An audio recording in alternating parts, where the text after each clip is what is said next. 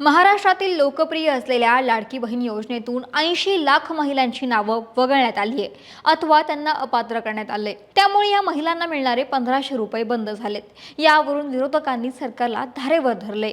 गरज सरो वैद्य मरो अशी खोचक प्रतिक्रिया देखील जयंत पाटील यांनी दिली आहे। यावरूनच सर्वसामान्य महिलांमध्येही नाराजीचा सूर कुठेतरी दिसून येतोय। राज्यावरती आर्थिक संकट असल्यामुळेच ही कारवाई करण्यात आल्याची चर्चा सोशल मीडियावरती आणि माध्यमांमध्येही सुरू आहे, असे दावे देखील केले जात आहेत। आता याबाबत राज्य सरकारकडून स्पष्टीकरण देखील आले। पाहूयात नेमकं या मागचं सत्य काय आहे। नमस्कार, मी अक्षता आणि तुम्ही पाहताय सकाळ। महाराष्ट्र शासनाच्या वतीनं सुरू करण्यात आलेली मुख्यमंत्री माझी लाडकी बहीण योजना ही राज्यातील महिलांचे आर्थिक सक्षमीकरण, आरोग्य आणि पोषण सुधारण्यासाठी राबवली जाणारी एक अत्यंत महत्त्वाची योजना। या योजनेअंतर्गत पात्र महिलांना दरमहा 1500 रुपयांची आर्थिक मदत थेट त्यांच्या बँक खात्यांमध्ये जमा केली जाते। सुरुवातीला या योजनेचा लाभ सरसकट महिलांना देण्यात आला होता, मात्र कालांतराने त्याच्यामध्ये काही बदल केले गेले। मग ते केवायसी प्रक्रिया पूर्ण न करणे असो, निकषांची पूर्तता करणे किंवा अर्जांवरील त्रुटी यासारखे बदल याच्यामध्ये होत गेले आणि या बदलांमुळे राज्यातील जवळपास 80 लाख महिला या अपात्र ठरल्या। यावरूनच विरोधकांनी महायुती सरकारला धारेवरती धरलं। सरकारनं निवडणुकीपर्यंत योजनेचा लाभ सुरू ठेवला आणि त्यानंतर महिलांना अपात्र ठरवलं। महिलांच्या मतांचा फक्त वापर केला गेला असा आरोप यावेळी विरोधकांनी केला।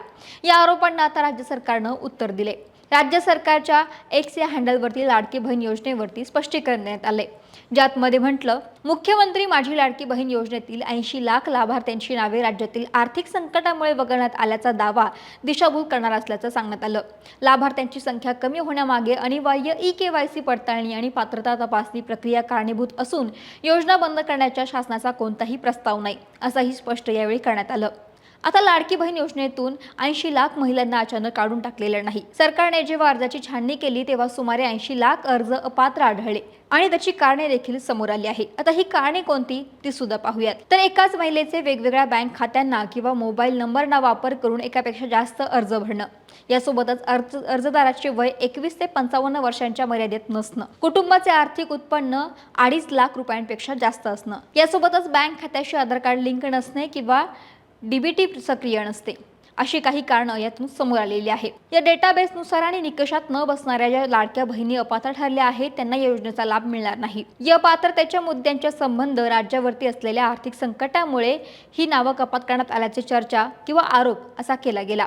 पण सरकारनं यावरती स्पष्टीकरण देताना म्हटलं की योजनेसाठी निधी कमी पडलेला नाही, केवळ नियमात न बसणारे आणि डुप्लिकेट अर्ज फिल्टर करण्यासाठी ही प्रशासकीय प्रक्रिया राबवण्यात आलेली आहे, जेणेकरून गरजू आणि पात्र महिलांनाच या योजनेचा लाभ मिळणार आहे। याबाबत मुख्यमंत्री देवेंद्र फडणवीस यांनी स्पष्टीकरण देताना म्हटलं, आणि सीएजीच्या ऑडिटमध्ये निकषांप्रमाणे अर्ज आहेत की नाही याची माहिती द्यावी लागते आणि म्हणूनच योजना सुरू झाल्यानंतर आपण त्याचं केवायसी सुरू केलं आणि वेगवेगळे जे डेटाबेस होते त्याच्याशी कंपॅरिझन सुरू केलं, ज्याच्यामध्ये इन्कम टॅक्स विभागाकडनं आपण माहिती घेतली, सरकारचे जे काही कर्मचारी आहेत त्यांचं जिथनं पेमेंट होतं त्या पोर्टलमधनं आपण माहिती घेतली, जो काही आपला परिवहन विभाग आहे याच्यामध्ये मोटरची ओनरशिप कोणाकडे आहे 4 व्हीलरची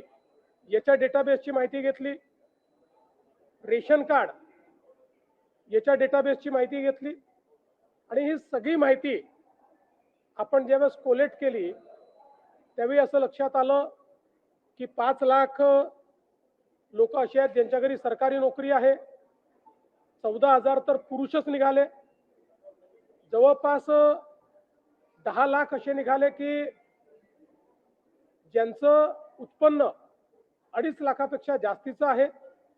अशा वेगवेगळ्या डेटाबेसमध्ये जे लोक अपात्र झाले त्यांना आपण अपात्र केलेलं आहे।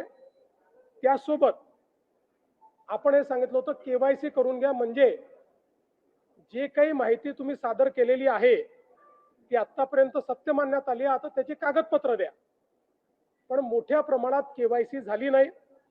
आता एक गोष्ट आपण लक्षात घ्या की ज्यांना अर्ज करता येतो, सेल्फ सर्टिफिकेशन करता येतं, त्यांना केवायसी करता येत नाही असं मानणं काही योग्य नाही। पण जवळपास 9 महिने सातत्याने पाठपुरावा केल्यानंतरही ज्यांनी केवायसी केली नाही ते अर्थातच कुठला तरी एखादा निकष पार पाडत नाही म्हणून त्यांनी केवायसी केली नाही.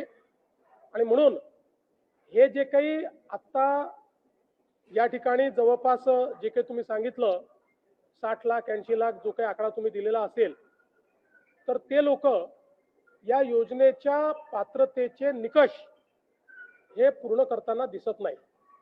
जवळपास 1,70,00,000 लाख महिला, थोडं आकडा कमी अधिक असेल 3-4 हजार पण 1,70,00,000 महिला ज्या आहेत या निकष पूर्ण पार करतात, त्यांची केवायसी झालेली आहे, त्यामुळे त्यांना लाडक्या बहिणीचे पैसे मिळतच राहतील. ज्यांनी केवायसी केली नाही त्यांना आता आम्ही पैसे देणार नाही, पण त्यांना दिलेले पैसे आम्ही वसुली करणार नाही. मात्र 14,000 ज्या पुरुषांनी पैसे घेतलेले आहेत त्यांच्याकडनं मात्र पैसे हे वसूल केले जातील. त्यामुळे नीट सायंटिफिक प्रोसेसने या सगळ्या गोष्टी केल्या आहेत. आणि आजही यांच्यापैकी कोणी जर केवायसी करणार असेल तर आम्ही विंडो ओपन करायला तयार आहोत आणि त्यांना लाभ द्यायला तयार आहोत. आजही ज्यावेळेस आपण जेवढ्या लाडक्या बहिणींना लाभ देतो देशातल्या कुठल्याही योजनेपेक्षा आजही सर्वात मोठी योजना ही महाराष्ट्राची आहे. आजही देशामध्ये एवढा लाभ 1,70,00,000 कुठलंच राज्य देत नाही जे महाराष्ट्र देत आहे.